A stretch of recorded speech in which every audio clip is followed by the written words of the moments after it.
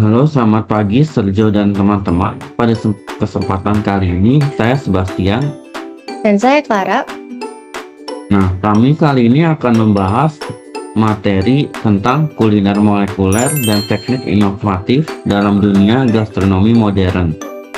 Topik ini itu sangat relevan terutama dalam dunia perkuliahan, karena kita tidak hanya mempelajari teknik memasak, tapi kita juga memahami proses ilmiah di balik seperti teknik-teknik yang ada dalam platingan dan perubahan makanan. Nah, sebelum kita memasuki materinya, kita harus mengetahui dulu nih latar belakangnya. Yang pertama itu ada perkembangan gastronomi modern, perannya sains dalam dunia kuliner, dan yang ketiga ada perubahan ekspektasi konsumen. Nah, selanjutnya itu selain itu kita juga bisa mengetahui kalau dulu itu makanan hanya dinilai dari rasa dan porsi. Nah, tetapi kalau yang di dunia modern sekarang, kita juga menilai dari berbagai aspek nih, seperti kayak tekstur, aroma, visual, dan elemen. Nah, di slide selanjutnya itu ada pengertian kuliner molekuler. Yang pertama ada kombinasi dari ilmu kimia dan fisika dalam memasak. Kemudian ada mempelajari perubahannya struktur makanan. Dan yang ketiga itu ada fokus pada reaksi molekuler. Nah, seperti yang saya bilang dari pertama tadi, kita tidak hanya mempelajari cara memasak, tetapi juga pendekatan memasak yang berbasis ilmu kimia dan fisika, untuk biar kita bisa memahami cara perubahan makanan selama proses masak dan lain-lain. Kemudian di slide selanjutnya itu ada sejarah kuliner molekuler. Nah, awal mula sejarahnya itu terkenal itu pada 1980-an, ditemukan oleh ilmuwan Helvetius, dan ada seorang chef dari restoran El Bulli yaitu Ferran Adria. Nah, istilah kuliner molekuler ini menurut Helvetius, yaitu seorang ilmuwan dari Prancis. Dia awalnya itu melakukan penelitian tentang fenomena ilmiah dalam memasak. Kemudian dia juga mempelajari beberapa saus yang bisa dipecah. Dan untuk chef yang dari restoran El Bulli, Ferran Adria, itu dia berasal dari Spanyol, dan dia itu mengembangkan teknik-teknik revolusioner seperti yang teknik-tekniknya yang akan saya bahas di slide selanjutnya. Nah, kemudian ini ada tujuan kuliner molekuler, yaitu ada eksplorasi rasa dan sensori, terus kemudian ada mengubah tekstur makanan dan menciptakan pengalaman yang baru. Nah, tujuannya ini yaitu untuk biar bukan hanya makanan terlihat unik, tetapi kita juga bisa memberikan pengalaman dan sensori yang berbeda.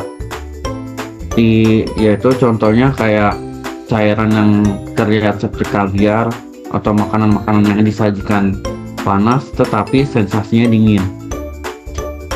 Nah, di slide selanjutnya itu ini ada teknik-teknik kuliner molekuler yang tadi sebelumnya saya bahas, yang ditemukan oleh Ferran Adria. Nah, yang pertama itu ada verification, yang ciri-cirinya seperti membentuk cairan menjadi bola, terus sodium alignet dan kalsium chloride. Contohnya itu seperti kaviar buah. Nah, jadi awalnya bisa muncul teknik purification itu dia memprosesnya menggunakan ini, yang poin kedua tadi yang saya ngomong, sodium alignet dan kalsium chloride bereaksi dengan ion kalsium, jadi membentuk jaringan seperti gel yang bisa di luar dan cair di dalam. Kemudian itu ada teknik foam atau espuma yang ciri-cirinya seperti busa dari cairan, dan cara membuatnya itu dari gas N2O dan sifon yang kemudian terbentuk menjadi udara yang terperangkap dalam cairan yang distabilkan oleh protein atau enggak lemak. Contohnya itu seperti foam keju dan foam buah. Ada contoh lainnya, bisa kalian cari aja di internet. Kemudian itu ada teknik gelification, yaitu teknik dengan mengubah cairan menjadi gel, agar-agar, dan gelatin. Kemudian juga bisa mengontrol tekstur dari gel tersebut. Nah, gelification itu asal-usulnya itu berasal dari kolagen hewani yang dilelehkan pada suhu rendah. Kemudian kalau agar-agar itu berasal dari rumput laut dan biasanya itu tahan suhu tinggi. Kemudian dengan adanya teknik gelification ini, para chef ini bisa menciptakan tekstur yang tidak biasa dalam platingan modern, karena kita bisa mengontrol kekerasan dari gelnya dan elastisitas gel dari gel tersebut.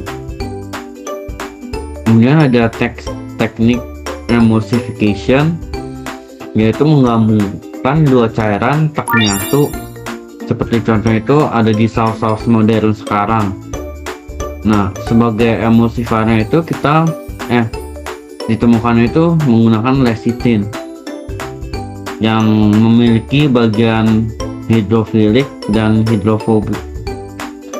Nah, struktur dari lecithin ini kayak jembatan untuk kedua cairan sehingga bisa membentuk emulsi yang lumayan stabil, seperti contohnya itu kayak di dressing salad sekarang. Kemudian di next slide itu kita ada teknik liquid nitrogen. Nah, liquid nitrogen ini biasanya digunakan untuk pembekuan instan karena suhunya yang ekstrim, yaitu sampai dengan minus 196 derajat Celcius. Selain itu juga bisa menciptakan tekstur yang halus seperti es krim yang super lembut. Juga teknik ini itu bisa memberikan efek visual yang dramatis kalau di restoran fine dining. Nah, cuman kalau menggunakan teknik liquid nitrogen, kita lumayan harus memperhatikan standar keamanan karena suhunya yang sangat rendah dan berisiko jika tidak ditangani dengan benar. Selanjutnya, slide yang selanjutnya ini akan dilanjutkan oleh rekan saya, Clara. Oke, baik. Untuk slide selanjutnya itu saya akan menjelaskan mengenai teknik inovatif. Jadi teknik inovatif yang pertama kita ada sous vide. Jadi sous vide ini sendiri adalah teknik masak yang masaknya itu menggunakan suhu yang cukup rendah, dan juga dimana dia menggunakan vacuum sealed kayak gitu, yang menggunakan presisi suhu yang harus benar-benar sangat presisi gitu ya. Jadi tuh sous vide ini tuh emang berasal dari bahasa Prancis ya, yang berarti artinya itu under vacuum gitu. Jadi teknik ini itu dilakukan dengan memasukkan bahan-bahan makanan gitu ke dalam plastik ya, plastik khusus gitu buat bisa divakum kayak gitu. Dan dimasak dalam waterbed gitu ya, di waterbed dengan suhu yang benar-benar harus sesuai gitu. Dan biasanya suhunya itu dimasak secara 50 sampai 85 derajat Celcius tergantung dari jenis bahan juga yang digunakan kayak gitu. Nah, yang bisa membedakan teknik ini dengan metode konvensional adalah di mana kontrol suhu yang sangat akurat itu bisa menggunakan immersion circulated. Jadi dalam metode biasa itu ya, misalkan panas itu nggak merata biasanya dan bisa menyebabkan overcooking di bagian luarnya.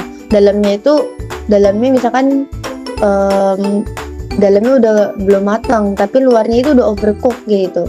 Nah, namun kalau misalkan kita pakai sous vide ini, suhu air itu sama dengan suhu kematangan yang diinginkan kayak gitu. Jadi kemungkinan overcook itu kemungkinan kecil banget kayak gitu, karena bisa dibilang nggak mungkin, karena dia bisa menjaga suhu dalam dan juga luar kayak gitu, bisa menjaga suhu secara stabil. Dan secara ilmiah ya, kalau dikaitin sama ilmiah, teknik ini itu bekerja dengan mengontrol protein ya, jumlah protein gitu. Jadi itu misalkan pada daging itu protein itu bisa mengubah protein itu bisa jadi berkurang nih gara-gara suhu tertentu misalkan.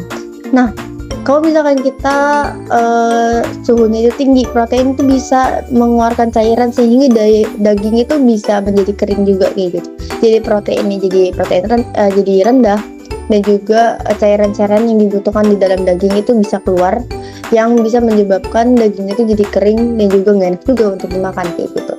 Cuman dengan teknik inovatif ini, yaitu sous vide ini yang berasal dari Prancis, itu bisa menjaga protein itu bisa dia nggak bakal berubah kayak gitu, cairannya nggak bakal keluar, dan dimana tekstur itu bisa tetap juicy ya. Biasanya kita mencari juicy and tender biasanya kalau di daging kayak gitu kan, dan itu bisa dijaga kelembutan daging, tekstur daging itu bisa dijaga.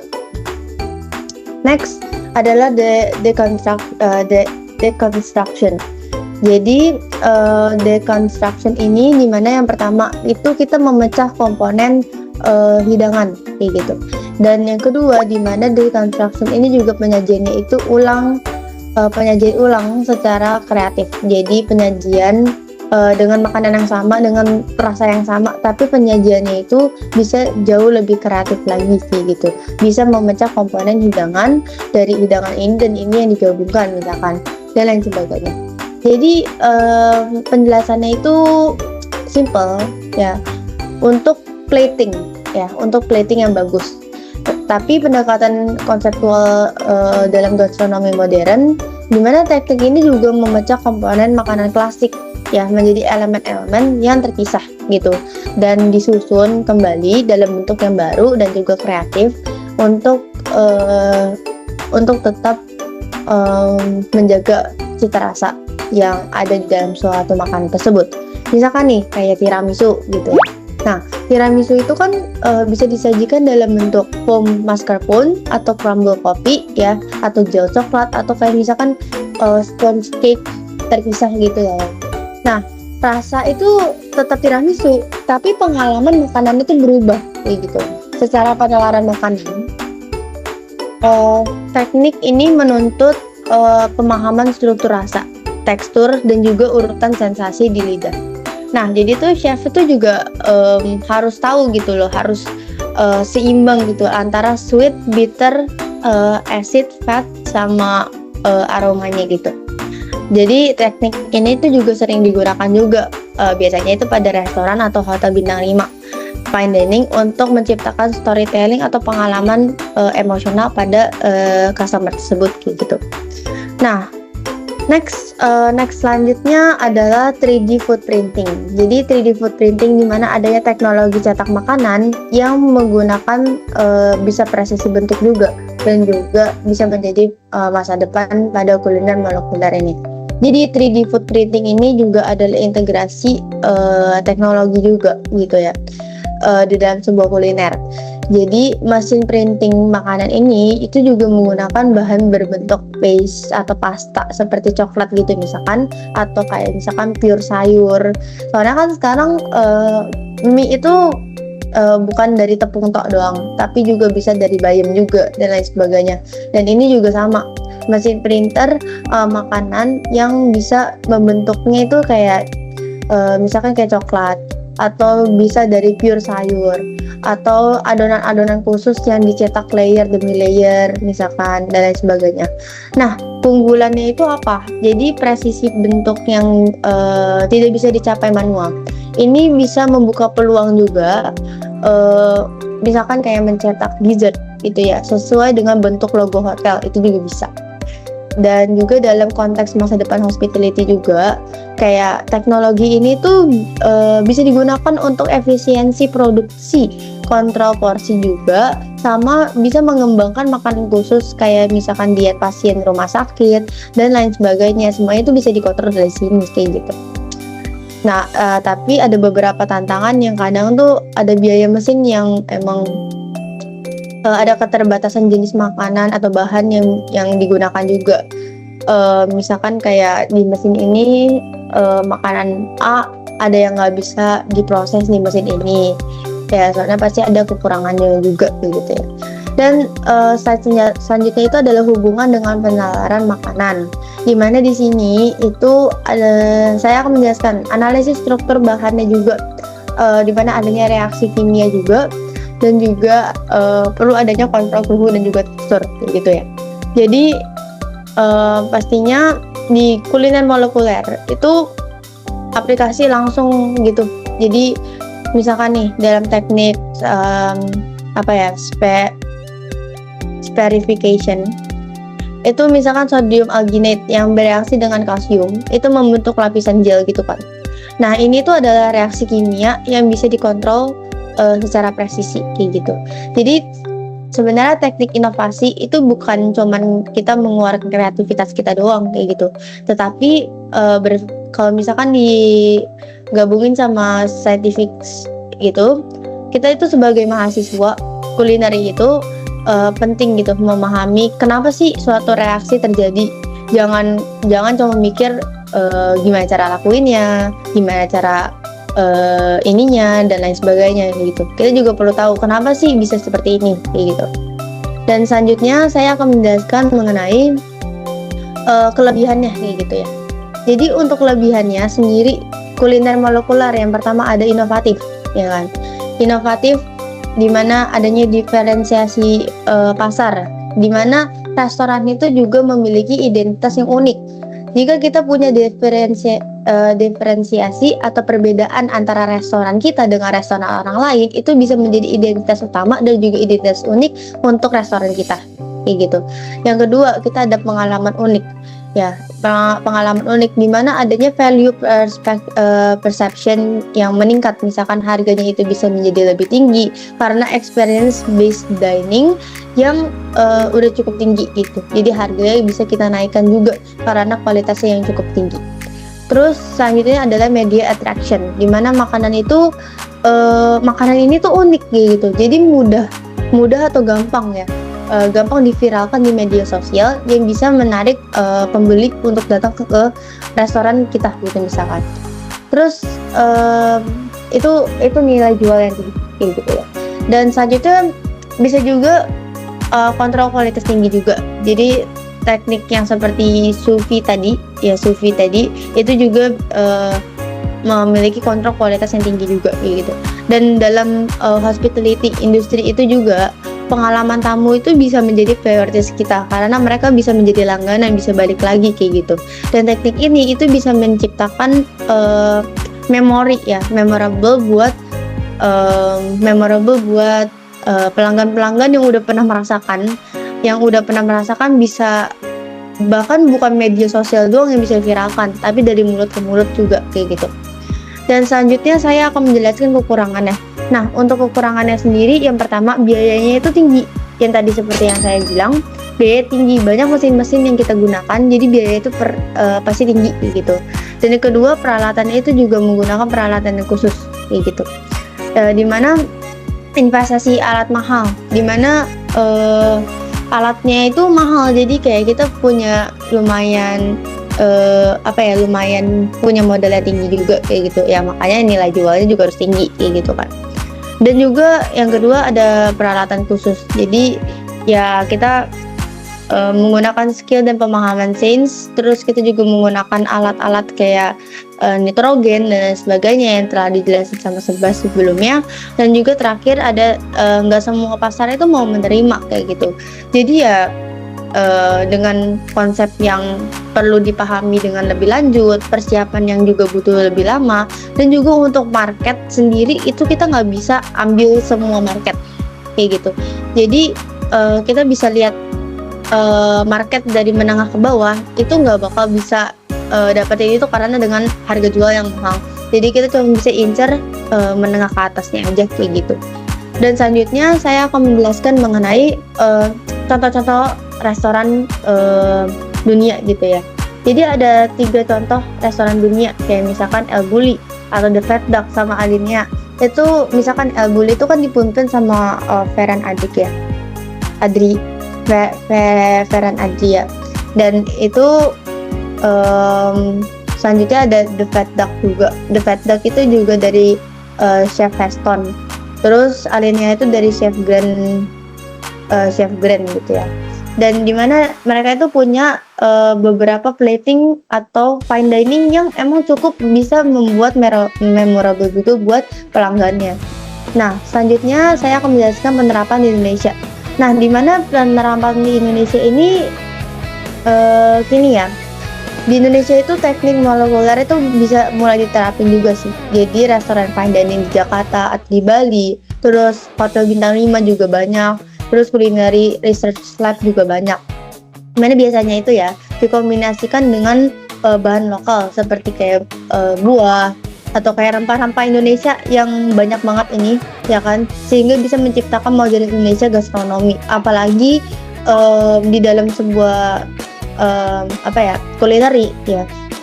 Salah satu hidangan yang paling sulit dan juga banyak perintilannya itu adalah Indonesia gitu kan. Nah, dan selanjutnya adalah saya akan menarik setiap kesimpulannya. Jadi kesimpulan di sini di mana adanya sains yang dicampur dengan seni. Yang kedua adanya inovasi yang berkelanjutan antara inovasi berkelanjutan dengan kuliner molekuler ini. Dan juga adanya berhubungan dengan masa depan gastronomi. Jadi kuliner molekuler ini itu adalah perpaduan antara sains dan juga seni kayak gitu. Jadi tanpa sains, teknik ini juga gak bakal stabil. Dan kalau nggak ada seni juga, makanan ini nggak ada daya tarik emosional pada pelanggan yang bisa balik lagi gitu. Dan kita sebagai mahasiswa hospitality culinary itu nggak hanya kayak kita tuh belajar masak doang, tapi kita juga perlu memahami struktur, terus perlu memahami inovasi, terus perlu memahami reaksi, dan apapun yang kita tuh perlu memahami selain hanya memasak doang kayak gitu loh di dapur. Jadi mungkin segitu saja untuk presentasi teknik inovasi dalam kuliner molekuler. Terima kasih sudah mendengarkan dan Tuhan memberkati.